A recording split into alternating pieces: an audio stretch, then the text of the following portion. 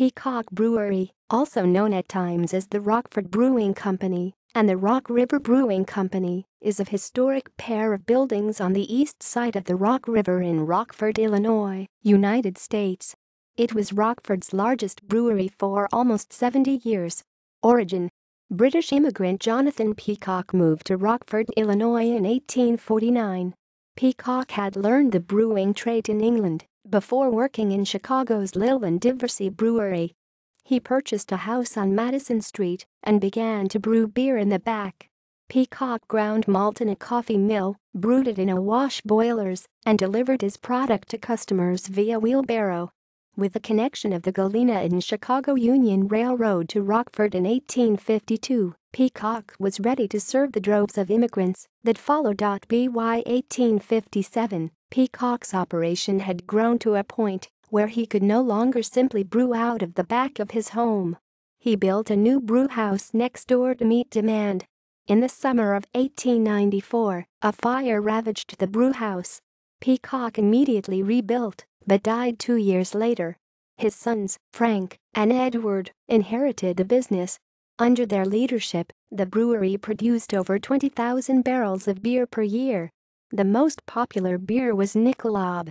Both sons died of tuberculosis in 1899, and the brewery was sold to Croatian immigrant John V. Petritz. 1900s.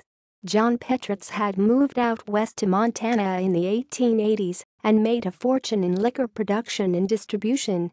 After he decided to move back east, he decided to purchase a large brewery. With the Peacock Brewery under his ownership, he hired St. Louis architects Widman, Walsh, and Boyster to design a large modern brewhouse.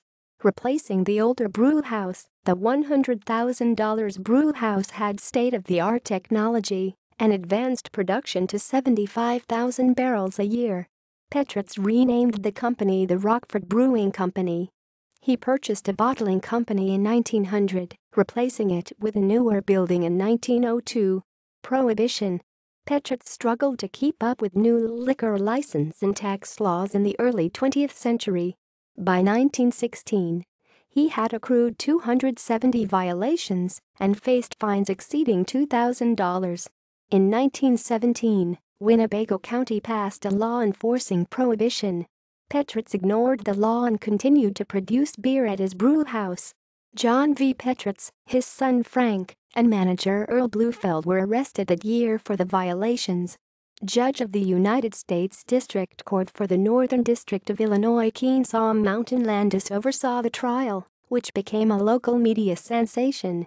Petritz was forced to pay a combined $15,000 to the city and county in a settlement for 1,250 violations of liquor laws.